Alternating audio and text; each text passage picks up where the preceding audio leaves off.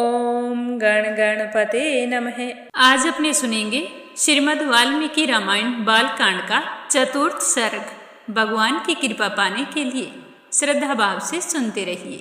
सुनना शुरू करने से पहले कमेंट बॉक्स में मर्यादा पुरुषोत्तम भगवान श्री राम की जय हो, सीता मैया की जय हो, हनुमान जी बाबा की जय हो जरूर लिखें और साथ ही इस अनिर्वेदा चैनल को सब्सक्राइब करके इस चैनल पर प्रस्तुत होने वाली रोजाना की वीडियो को ज़्यादा से ज़्यादा शेयर करें।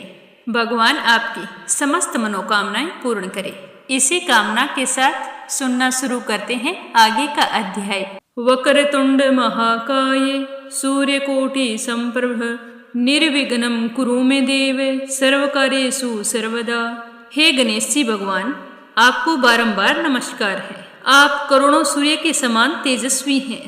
आप हमारे सारे कार्य बिना किसी विघ्न के पूरे करने की कृपा करें।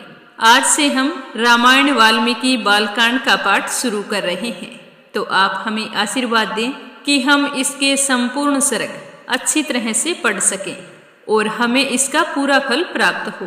बोलो गणेश जी महाराज की जय हो। बोलो सियावर रामचंद्र भगवान की जय हो, हनुमान जी बाबा की जय हो।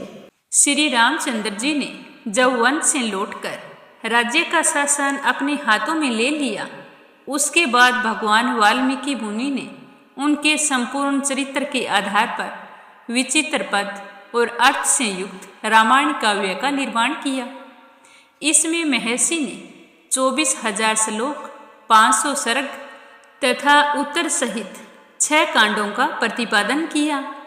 भविष्य तथा उत्तराकांड सहित समस्त रामायण पूर्ण कर लेने के पश्चात सामर्थ्यशाली महाज्ञानी महर्षि ने सोचा कि कौन ऐसा शक्तिशाली पुरुष होगा जो इस महाकाव्य को पढ़कर जन समुदाय में सुना सके। शुद्ध अंतःकरण वाले उन महर्षि के इस प्रकार विचार करते ही मुनि वेश में रहने वाले राजकुमार लव और कुश ने आकर उनके चरणों में प्रणाम किया। राजकुमार कुश और लव दोनों भाई धर्म के ज्ञाता और यशस्वी थे। उनका स्वर बड़ा ही मधुर था और वे मुनि के आश्रम पर ही रहते थे। उनकी धारणा शक्ति अद्भुत थी और वे दोनों ही वेदों में पारंगत हो चुके थे।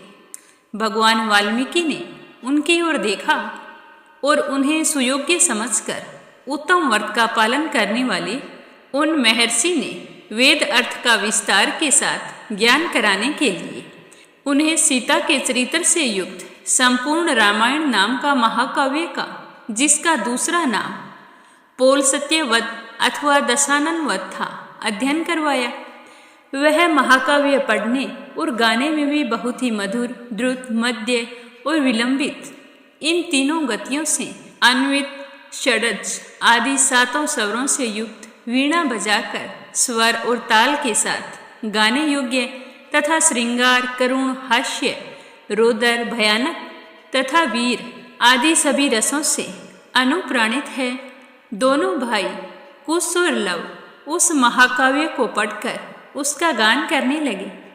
सुंदर रूप और शुभ लक्षण उनकी सहज संपत्ति थे। वे दोनों भाई बड़े मधुर स्वर से वार्तालाप करते थे। जैसे बिंब से प्रतिबिंब प्रकट होते हैं, उसी प्रकार श्री राम के शरीर से उत्पन्न हुए वे दोनों राजकुमार दूसरे युगल श्री राम ही प्रतीत होते थे। वे दोनों राजपुत्र सब लोगों की प्रशंसा के पात्र थे। उन्होंने उस धर्म अनुकूल उत्तम उपख्यान में संपूर्ण काव्य को जिव्यागर कर लिया था। अब एक एक शब्द उनके जीभ पर लिखा जा चुका था। जब कभी ऋषियों, ब्राह्मणों तथा साधुओं का समागम होता था, उस समय वे उनके बीच में बैठकर वे दोनों तत्वज्ञ बालक एकाग्रचित होकर रामायण का गान किया करते थे। एक दिन की बात है, बहुत से शुद्ध अंतःकरण वाले महर्षियों की एक मंडली एकत्रित हुई। उसमें महान सौभाग्यशाली तथा समस्त शुभ लक्षणों से सुशोभित महामनस्वी कुश और लव भी वहां उपस्थित थे। उन्होंने बीच सभा में उन महात्माओं के समीप बैठकर उस रामायण काव्य का गान किया। उसे सुनकर सभी मुनियों के नेत्रों में आंसू भर आए और वे अत्यंत विस्मय विमुग्ध होकर उन्हें साधुवाद देने लगे। मुनि धर्म वत्सल तो होते ही हैं। वह धार्मिक उपाख्यान सुनकर उन सबके मन में बड़ी प्रसन्नता हुई।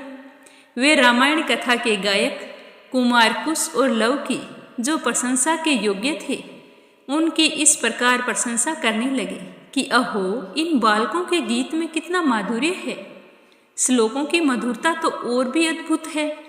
इस काव्य का गान जो ये कर रहे हैं, यह घटना तो बहुत दिनों पहले हो चुकी है, तो भी इन बालकों ने इस सभा में प्रवेश करके एक साथ ऐसे सुंदर भाव से स्वर संपन्न राग युक्त मधुर गान किया है कि वे पहले की घटनाएं अब भी प्रत्यक्ष सी दिखाई देने लगी हैं, मानो अभी अभी आंखों के सामने घटित हो रही हैं। इस प्रकार उत्तम तपस्या से युक्त महर्षि गण उन दोनों कुमारों की प्रशंसा करते और वे उनसे प्रशंसित होकर अत्यंत मधुर राग से रामायण का गान करते। उनके गान से संतुष्ट हुए किसी मुनि ने उठकर उन्हें पुरस्कार के रूप में एक कलश प्रदान किया। किसी दूसरे महायशस्वी महर्षि ने प्रसन्न होकर उन दोनों को वल्कल वस्त्र दिया। किसी ने काला मृगचरम भेंट किया तो किसी ने यज्ञोपवीत दिया। एक ने कमंडलू दिया, दूसरे महामुनि ने मुंज की मेखला भेंट की, तीसरे ने आसन और चौथे ने कोपिन प्रदान किया। किसी अन्य मुनि ने हर्ष में भरकर उन दोनों बालकों के लिए कुठार अर्पित किया। किसी ने गेरुआ वस्त्र दिया तो किसी मुनि ने चीर भेंट किया। किसी दूसरे ने आनंद मगन होकर जटा बांधने के लिए रस्सी दी तो किसी ने समीधा बांधकर लाने के लिए डोरी प्रदान की। एक ऋषि ने यज्ञ पात्र दिया तो दूसरे ने काष्ठभार समर्पित किया। किसी ने गुलर की लकड़ी का बना हुआ पीढ़ा अर्पित किया। कुछ लोग उस समय आशीर्वाद देने लगे कि बच्चों, तुम दोनों का कल्याण हो। दूसरे महर्षि प्रसन्नता पूर्वक बोल उठे कि बेटा, तुम्हारी आयु बढ़े। इस प्रकार सभी सत्यवादी मुनियों ने उन दोनों को नाना प्रकार के वर दिए। महर्षि वाल्मीकि द्वारा वर्णित यह आश्चर्य में काव्य प्रवर्ती कवियों के लिए श्रेष्ठ आधारशिला है। श्री रामचंद्र जी के संपूर्ण चरित्रों का क्रमवश वर्णन करते हुए इसकी समाप्ति की गई। संपूर्ण गीतों के विशेषज्ञ राजकुमारों, यह काव्य आयु एवं पुष्टि प्रदान करने वाला तथा सबके कान और मन को मोह लेने वाला मधुर संगीत है। तुम दोनों ने बड़े सुंदर ढंग से इसका गान किया है। एक समय की बात है, सभी जगह प्रशंसा पाने वाले राजकुमार कुश और लव अयोध्या की गलियों और सड़कों पर रामायण के श्लोकों का गान करते हुए विचर रहे थे। उसी समय उनके ऊपर भरत के बड़े भाई श्री राम की दृष्टि पड़ी तो उन्होंने उन समादर योग्य बंधुओं को अपने घर बुलाकर उनका यथोचित सम्मान किया। उसके बाद स्त्रियों का संहार करने वाले श्री राम स्वर्ण में दिव्य सिंहासन पर विराजमान हुए। उनके मंत्री और भाई भी उनके पास बैठे थे। उन सबके साथ सुंदर रूप वाले उन दोनों विनयशील भाइयों की ओर देखकर श्री रामचंद्र जी ने भरत, लक्ष्मण और शत्रुघ्न से कहा कि ये देवता के समान तेजस्वी दोनों कुमार विचित्र अर्थ और पदों से युक्त मधुर काव्य बड़े सुंदर ढंग से गाकर सुनाते हैं। तुम सब लोग इसे सुनो। यूँ कहकर उन्होंने उन दोनों भाइयों को गाने की आज्ञा दे दी। आज्ञा पाते ही वे दोनों भाई वीणा के लय के साथ अपने मन के अनुकूल तार एवं उच्च मधुर स्वर में राग अल्पाते हुए रामायण काव्य का गान करने लगे। उनका उच्चारण इतना स्पष्ट था कि सुनते ही अर्थ का बोध हो जाता। उनका गान सुनकर श्रोताओं के समस्त अंगों में हर्ष जनित रोमांच हो आया तथा उन सब के मन और आत्मा में आनंद की तरंगें उठने लगी। उस जनसभा में होने वाला वह गान सुनने वाली इंद्रियों को बड़ा ही सुखद प्रतीत होता था। उस समय श्री राम ने अपने भाइयों का ध्यान आकृष्ट करते हुए कहा कि ये दोनों कुमार मुनि होकर भी राजोचित लक्षणों से संपन्न हैं। संगीत में कुशल होने के साथ ही महान तपस्वी हैं। ये जिस चरित्र का प्रबंध काव्य का गान करते हैं वह शब्दार्थ अलंकार, उत्तम गुण एवं सुंदर रीति आदि से युक्त होने के कारण अत्यंत प्रभावशाली हैं, मेरे लिए भी अभ्युदयकारक हैं, ऐसा वृद्ध पुरुषों का कथन है। अतः तुम सब लोग ध्यान देकर इसे सुनो। उसके बाद श्री राम की आज्ञा से प्रेरित होकर वे दोनों भाई मार्ग विधान की रीति से रामायण का गान करने लगे। सभा में बैठे हुए भगवान श्री राम भी धीरे धीरे उनका गान सुनने में तन्मय हो गए। गान दो प्रकार के होते हैं, मारक और देसी। भिन्न भिन्न देशों की प्राकृत भाषा में गाए जाने वाले गान को देसी कहते हैं और समुचे राष्ट्र में प्रसिद्ध संस्कृत आदि भाषा का आश्रय लेकर गाया हुआ गान मारक के नाम से प्रसिद्ध है।